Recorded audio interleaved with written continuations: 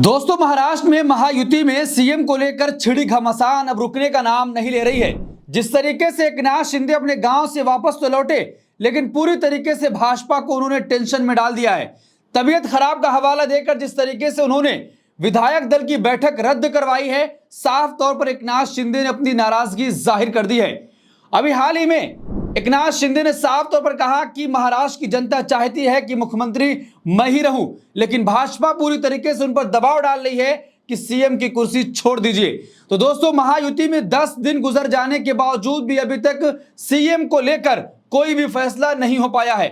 अजीत पवार साफ तौर पर देवेंद्र फडणवीस का समर्थन कर रहे हैं, लेकिन एकनाथ शिंदे पूरी तरीके से बगावती तेवर अपनाए हुए हैं। जिस तरीके से वो बीमारी का हवाला देकर पहले अपने गांव सतारा गए, लेकिन मुंबई वापस आए और आज विधायक दल की बैठक होनी थी, ठीक उससे पहले फिर से एकनाथ शिंदे ने भाजपा के साथ वही किया जो 2 दिन पहले किया था। एकनाथ शिंदे ने कहा कि डॉक्टरों की टीम ने सलाह दी है कि मैं अभी आराम करूं, कोई भी मीटिंग नहीं कर सकता हूं, जिसकी वजह से विधायक दल की बैठक एक बार फिर से तय हो गई है और महाराष्ट्र को एक और तारीख दे दी गई है कि अगला मुख्यमंत्री कब मिलेगा। अभी तक इस पर सस्पेंस बरकरार है। दोस्तों, जिस तरीके से महाराष्ट्र के नतीजे आए और नतीजे आने के बाद से चुनाव आयोग और राजीव कुमार की मुश्किलें लगातार बढ़ती चली जा रही थी, तमाम विपक्षी पार्टियों ने यह आरोप लगाना शुरू कर दिया कि धन बल के बदौलत ये चुनाव जीता गया है। और शरद पवार ने जिस तरीके से जनता से विद्रोह करने की बात कही है, क्या एकनाथ शिंदे की इस बगावती तेवर के बाद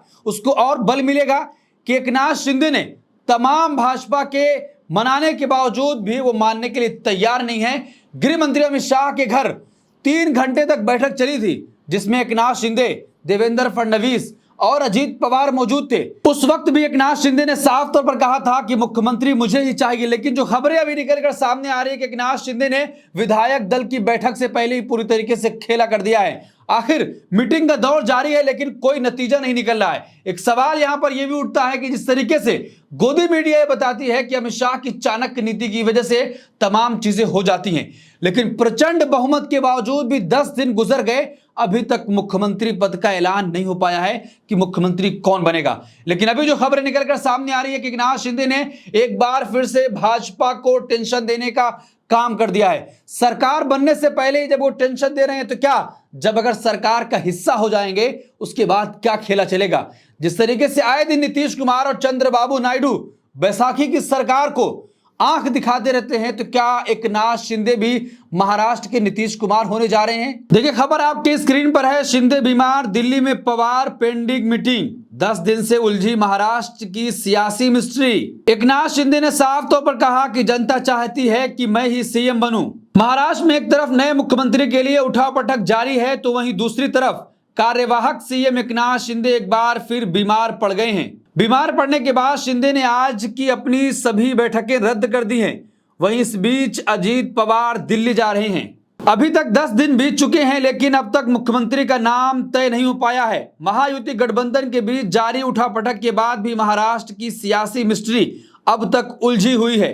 कार्यवाहक सीएम शिंदे बीमार हैं, पवार दिल्ली जा रहे हैं, लेकिन फैसले को लेकर होने वाली बैठक पेंडिंग है।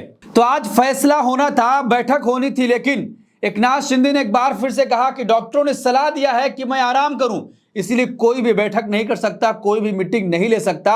अब अजीत पवार के दिल्ली आने की खबर आ रही है। अजीत पवार दिल्ली पहुंचेंगे और गृह मंत्री अमित शाह से उनकी मुलाकात होगी।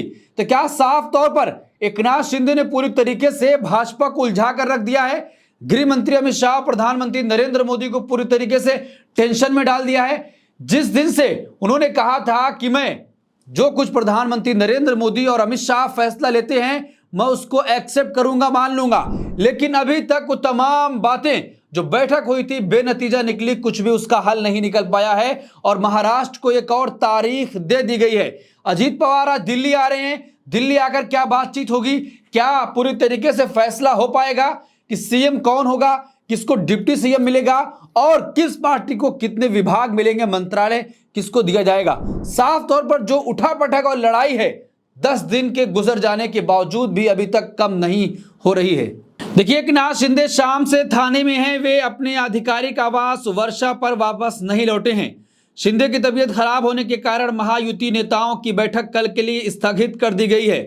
सत्ता और विभागों के बंटवारे के साथ साथ गृह, शहरी विकास और राजस्व मंत्रालय के बारे में आज कोई चर्चा नहीं होगी।